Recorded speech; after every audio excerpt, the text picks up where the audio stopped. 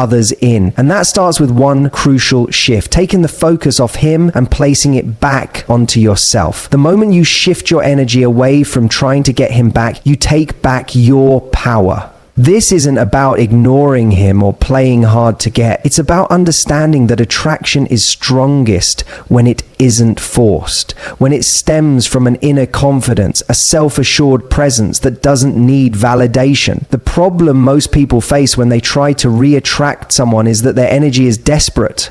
It's focused on lack. How do I make him miss me? How do I remind him of what we had?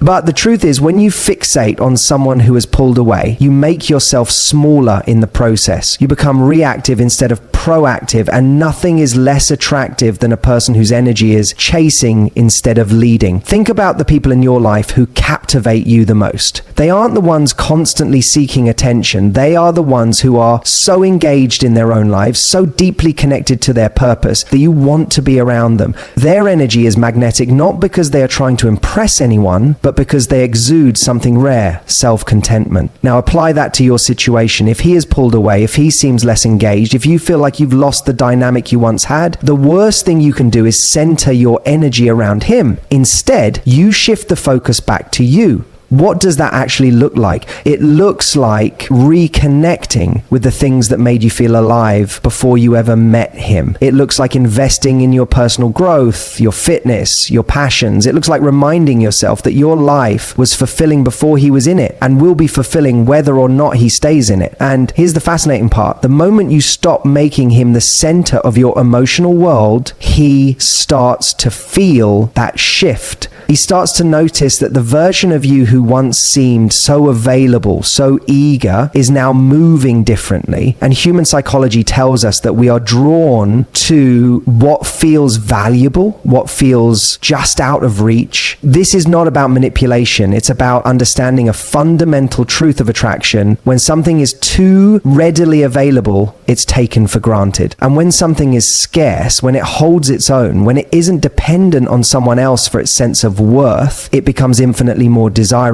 The reason this works is because it's not an act. It's a genuine shift in how you operate. If you do this with the goal of getting a reaction out of him, it won't have the same effect because deep down, you'll still be seeking validation. The key is to genuinely pour into yourself, not to make him jealous, not to make him regret losing you, but because you deserve it. There's a powerful concept in psychology called the scarcity principle. It's the idea that we assign greater value to things that are rare or difficult to obtain. Think about an exclusive event, a limited edition product, a person who seems effortlessly confident and independent. They don't beg for attention. Their presence alone commands it. Now ask yourself, which version of you holds more value? The one who is waiting, hoping, overanalyzing, or the one who is living fully, moving forward, radiating an energy that makes people want to be around you? Because here's the paradox. The more you try to prove your worth to someone, the less they feel it. The moment you stop proving and start simply being is the moment they feel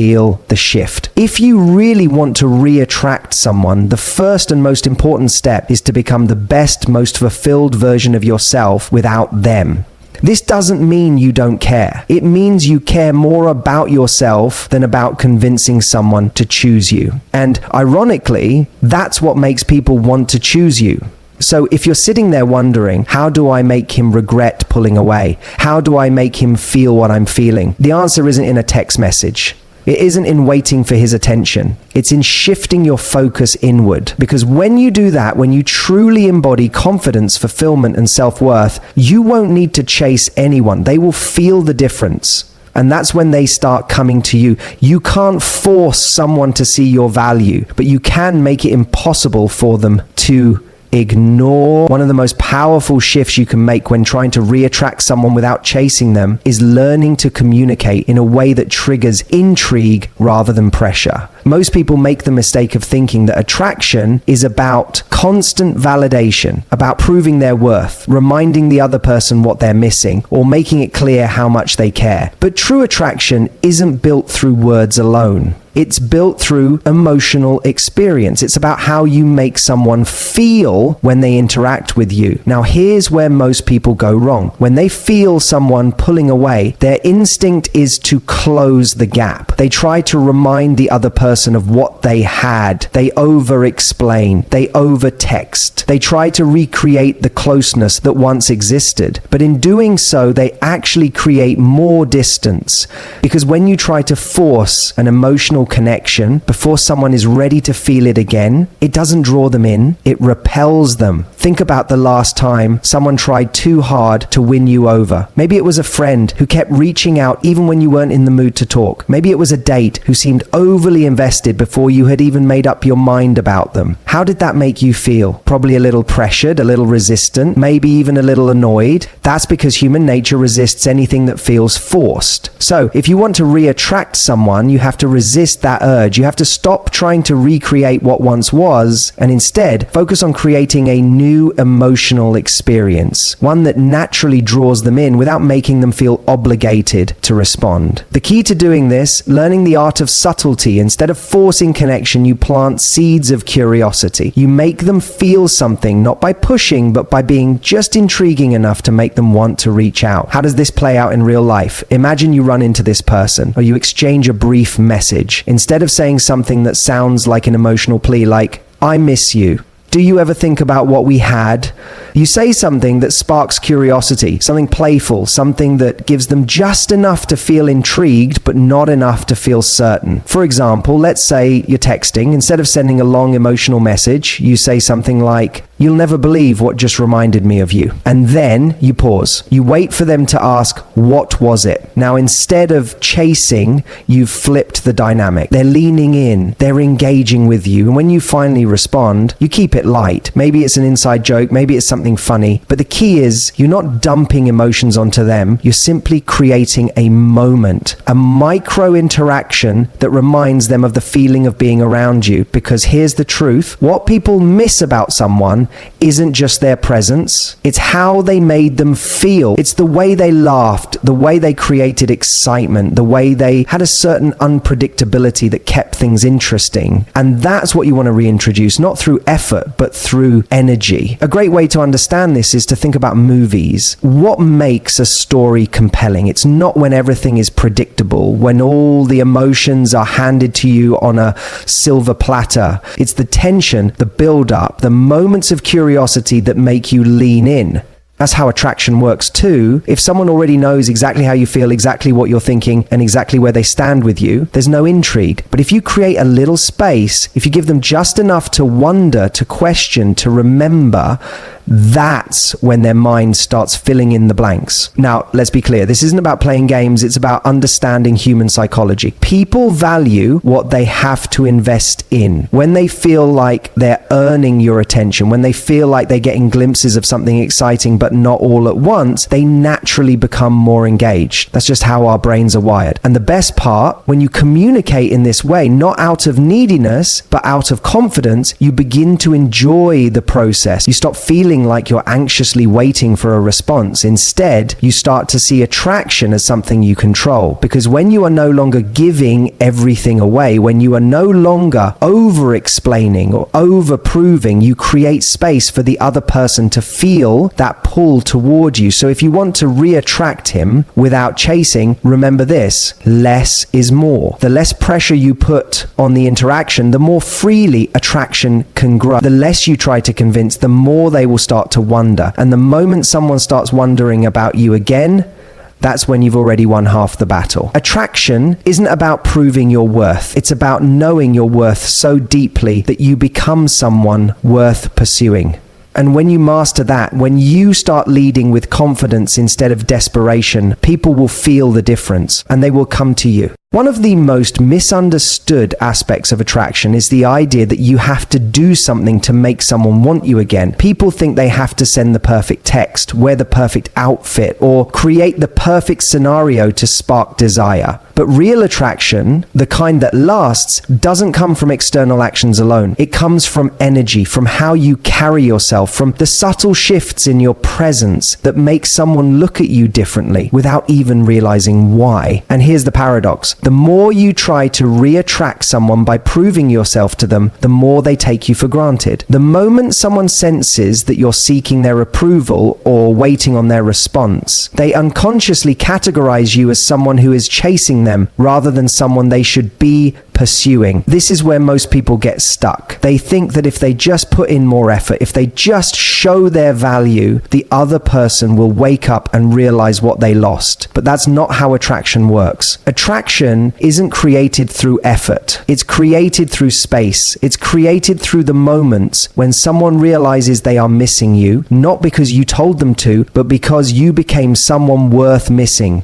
This is why the key to re-attracting someone without chasing is to shift your focus away from them entirely. Instead of trying to pull them back into your orbit, you make your orbit so strong, so vibrant, and so compelling that they start gravitating toward you. Think about it like this. People are drawn to energy, not just physical energy, but emotional energy. The kind that comes from passion, confidence, and a deep sense of self-worth. When you are fixated on someone who isn't giving you what you deserve, you are leaking that energy. You are investing it into thoughts, worries, and anxieties about how to get their attention rather than into the things that actually make you magnetic. But the moment you shift, the moment you redirect that energy into yourself, everything changes.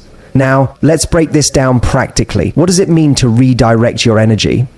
It means pouring your attention into areas of your life that make you glow. Your passions, your personal growth, your friendships, your health, your purpose. It means becoming so engaged in your own world that you stop feeling the need to check if they are watching. Because here's what happens when you do this. You stop operating from a place of lack and start operating from a place of abundance.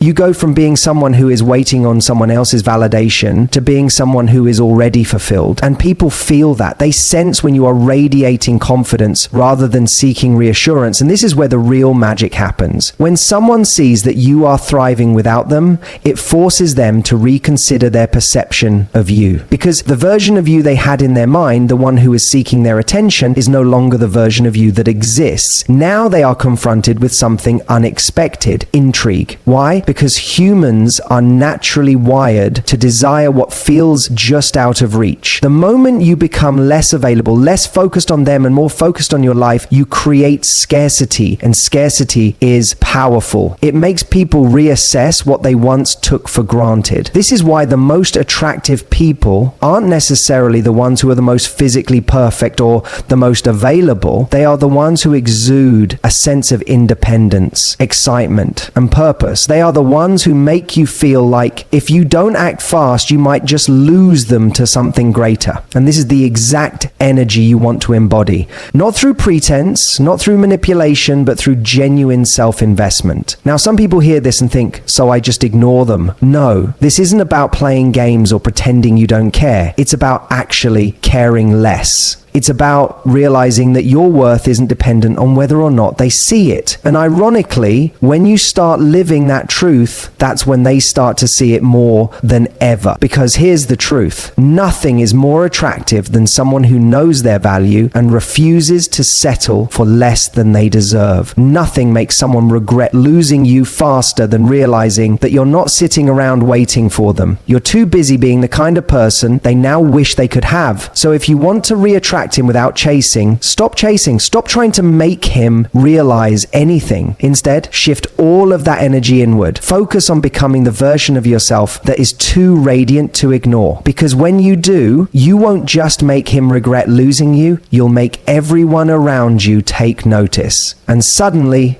it won't be about whether he wants you back. It'll be about whether you even want him anymore. One of the biggest mistakes people make when trying to reattract someone is thinking that the answer lies in external gestures, sending the right text, looking a certain way, or acting in a way that they believe will elicit a specific reaction. But true attraction isn't built through performance, it's built through presence. It's about how you make someone feel when they're around you, and even more importantly, how they feel when you're not. And one of the most overlooked aspects of reattraction is the power of mystery. Not mystery in the sense of playing games, but in the sense of being unpredictable, of not always being available, of having a life that exists beyond them, of being a person who is constantly evolving. Think about it. Why do we find certain things irresistible? Why does the beginning of a relationship feel so electric? It's because there is a sense of discovery, an element of the unknown. You don't know what the other person is going to do next, what their next move will be, or what part of them you will uncover. That curiosity is intoxicating. It pulls people in. But here's what often happens. As soon as we get attached to someone, we start becoming predictable. We fall into patterns. We become overly available. And worst of all, we stop being a source of excitement and challenge. And the moment that happens, we stop being chosen and start becoming assumed. This is why mystery is so powerful in reattraction. When someone expects you to respond instantly and you don't, they start wondering. When they assume they know everything about you and then they realize there are parts of your life they don't have access to, they start paying attention again. When they thought they had you all figured out and then suddenly they don't, that's when desire kicks in. Now let's be clear, this isn't about manipulation. It's not about making someone feel insecure or playing mind games. It's about genuinely having a life that is so rich and fulfilling that it naturally creates an air of unpredictability. When was the last time you did something purely for yourself? When was the last time you made a decision that had nothing to do with them? Something that added excitement to your own life? Because the more you cultivate your own world, the more intriguing you become. Mystery isn't about withholding, it's about expanding your interests, your experiences, your conversations. It's about becoming someone who isn't static,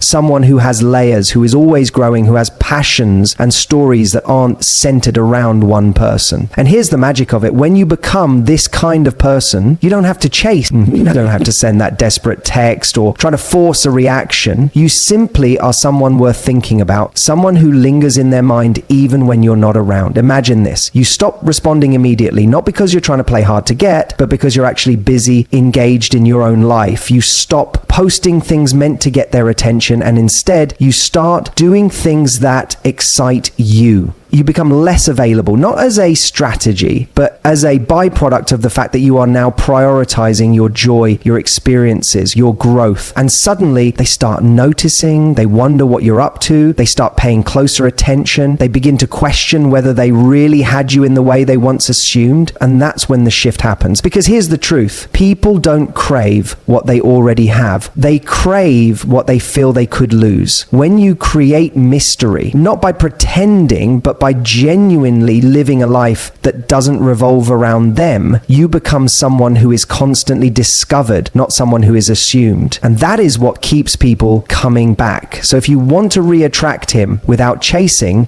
stop being predictable. Stop making it easy for him to take you for granted.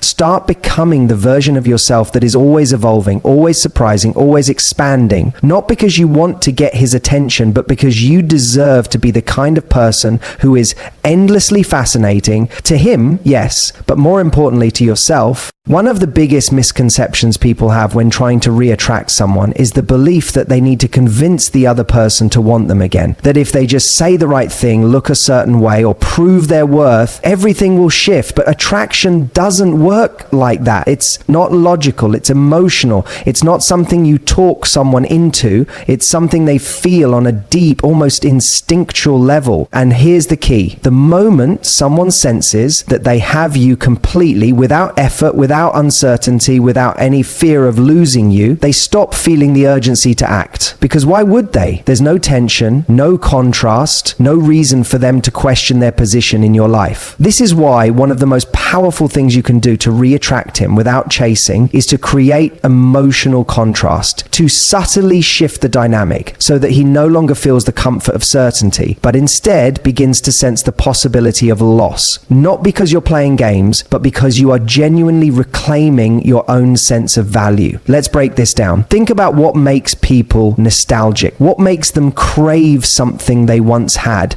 It's never the availability of that thing, it's the absence. It's the realization that something they took for granted is no longer guaranteed. And when that realization hits, it triggers one of the most powerful psychological forces in human nature, loss aversion. People will fight harder to avoid losing something valuable than they ever will to gain something new. This is why when you pull your energy back, not with resentment, not with drama, but with quiet self-respect, it creates a shift. It forces the other person to confront the possibility that what they once assumed would always be there might not be. Now, this is where most people go wrong. They think pulling back means ignoring texts, waiting a certain number of hours before responding, or trying to make someone jealous. But those tactics only work in the short term, and they often backfire because they come from insecurity, not power. True emotional contrast isn't about manipulation. It's about making an internal shift that naturally changes how you show up. It's about no longer making them the center of your world. It's about engaging in your own life so deeply that your absence is felt without you having to force it. Because here's the truth. The people who are the hardest to forget are the ones who leave gaps in our lives when they're gone, the ones who had presence, who brought something unique to the table, who made us feel something real. And if you want to re-attract him, your goal isn't to remind him of your worth. It's to make him feel the contrast between having you fully engaged in his life and what it's like without that energy. So how do you do that? You start by changing your default response patterns. If you've been over-explaining, justifying, or seeking validation, stop. If you've been available at the drop of a hat, pause. If you've been bending over backward to accommodate his needs while ignoring your own shift, not to punish him, not to make him chase, but to rebalance the equation. Because when you stop over-giving, stop over-explaining, stop proving yourself, something powerful happens.